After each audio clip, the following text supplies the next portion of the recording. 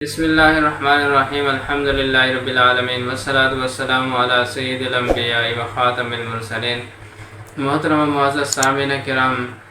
سورۃ النساء میں اللہ تبارک و تعالی نے یہ تاثیر رکھی ہے، جو آدمی اس کو پڑھتا ہے اللہ تبارک و تعالی اس کو گناہوں سے چھٹکارا عطا فرماتے ہیں،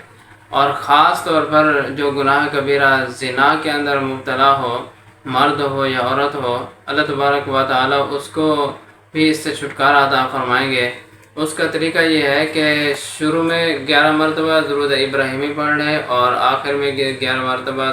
درود ابراہیمی پڑھ لیں، درمیان میں یہ سورت 7 مرتبہ پڑھ لیں، اور یہ پانی دم کر کے ایسے شخص کو پلایا جائے جو زنا میں مبتلا ہے، تو